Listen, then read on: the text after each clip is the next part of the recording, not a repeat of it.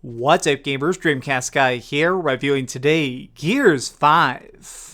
You know, this is one of the most interesting times in gaming, which is that period right before the next console generation starts. In 2020, we're very likely going to get the Xbox 2 and the PlayStation 5, and so most gamers are already starting to focus on that, when in actuality, this is typically the time period where we actually get some of the best games of a particular generation. Think about right before the original Xbox died, we got Halo 2. Right before the PlayStation 3 was sunset, we got The Last of Us. And now, right as the Xbox One is starting to just be put off of store shelves, here we are getting Gears 5. Okay, yes, it's a little bit dramatic to say that this console generation is about to just explode, but it's the truth. I mean, everything is about to be reset, and this is actually the time period that gets me the most hyped, because this is really when game developers have a chance to really show off the maximum potential of what we've been experiencing. Gears of War 5 is very, very polished. It has some of the best Xbox graphics, it's got some of the best Xbox writing,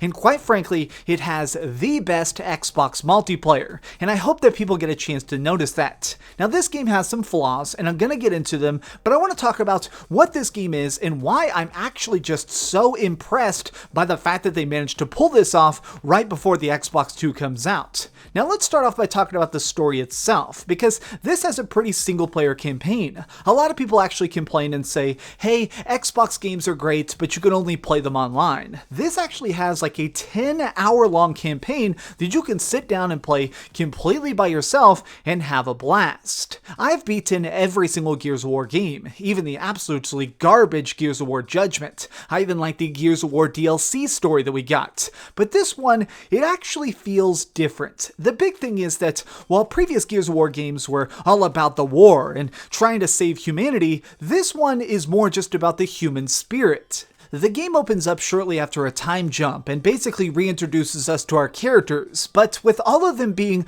much more dark, you can see that each one of them has had to clearly sacrifice so much. You can see by the scars on their body or the darkness in their eyes that these are not the heroes that we first met in Gears of War 4. But that being said, I think that what they're doing this time is much more personable and definitely a lot more understandable. Now, I do want to talk a little bit about Kait. Kait is actually the main character of this game, and basically the whole story focuses on her and her internal struggle. She might be destined to become the new queen of the bad guys, and she sort of has to try and deal with this idea of, how do I avoid turning to the dark side? If my entire destiny is to become this giant evil queen, how do I actually stop destiny?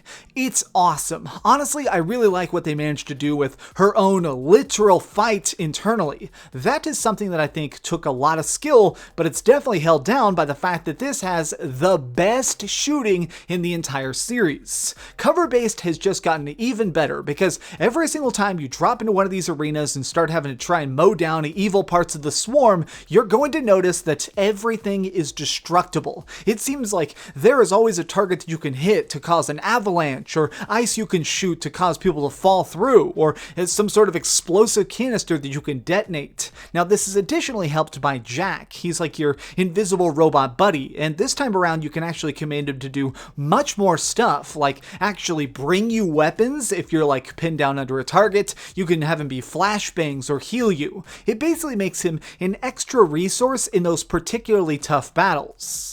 While I did overall enjoy the story a bunch, there is something that I really want to address, and this actually bleeds into the other aspects of the game, which is that the new monsters aren't that great. Every Gears game likes to try and bring at least a few new enemies into it, and this one, they really tried to center it on basically these zombie robots. You see so many of these zombie robots, and the game clearly wants them to be frightening, and they're just not. They're too slow, they're too weak, and honestly, they just become annoying because because you see them everywhere, including in the other modes. Now I want to talk about something that they've introduced here, which is called escape. This is something that was just added, and it's basically like a special thing where you and 2 other people are people who have decided to optionally be captured by the bad guys. You've let them grab you and take you into the enemy base for transformation, and then instead of actually being turned into a swarm, you decide to bust out and set off a biohazard device to melt the entire hive from the inside.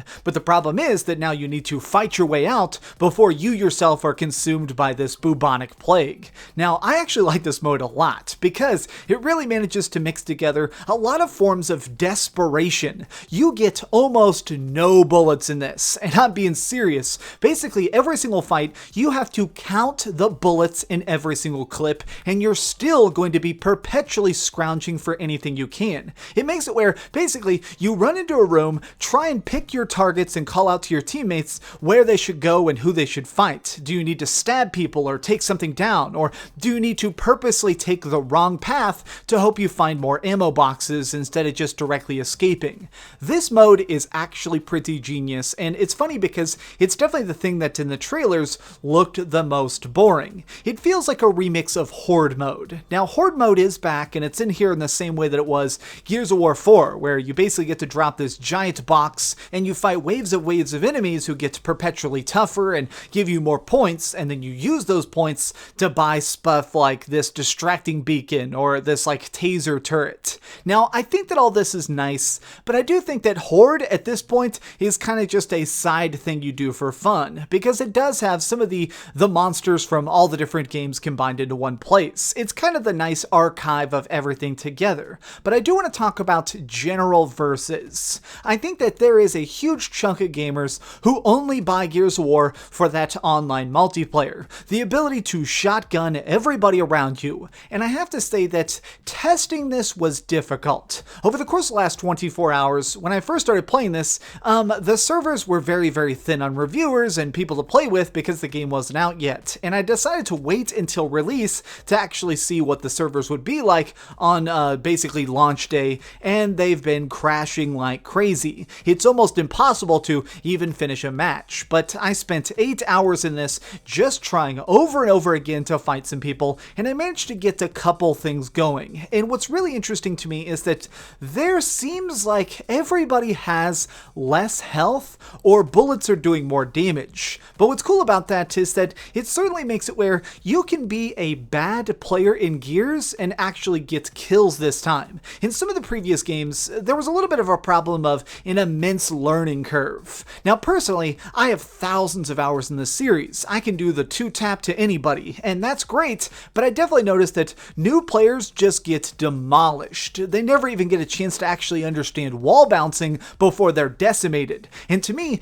that is a problem. You need to game to be at least a little bit approachable, because if it's ultra hardcore, you're not going to get any new fans. This time around, I do think that buffing bullet damage and actually spreading out the super weapons on the map has been so nice because it's actually changed the dynamic. When I'm running around, I actually have more chances to react, more chances to actually ask for help, more chances to actually get the high ground and snipe the really good players. That way I have a little bit of a fighting chance. Now the best people are definitely still decimating everybody and getting like 25 kills in a 25 kill match, but I think that it's more balanced. It's definitely more approachable than it's ever been.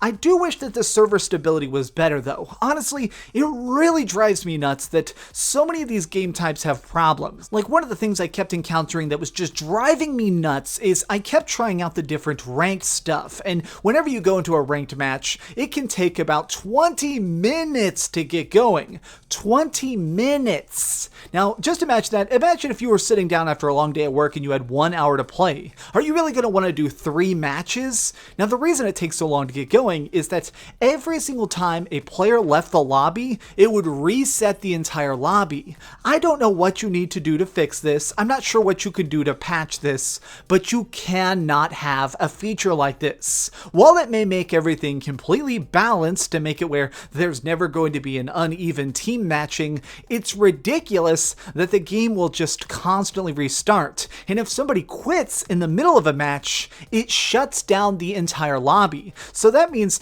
some people, just to be mean, are joining games, and the second they start to die, they leave and put me back in the 20-minute queue. This is so frustrating because it's very clearly just this game being stuck. It's being stuck in the past. It doesn't realize that accessibility is absolutely the king. Now, the only other problem I really had with this is at certain times with the graphics. I'm playing this on an Xbox One S, and honestly, it seems like this was made for computers. A lot of times that I was playing this, it seemed like textures had trouble popping in, and part of that is just because this game is so gorgeous. Looking at all these beautiful landscapes and crazy waterfalls and really epic fiery explosions is nice, but some of them just don't work. I guess it's that they're already prepping for the Xbox 2, and what I'm playing with is currently outdated tech. Okay, so we've heard some good and some bad, but let's go to the ratings board and put a big number on it.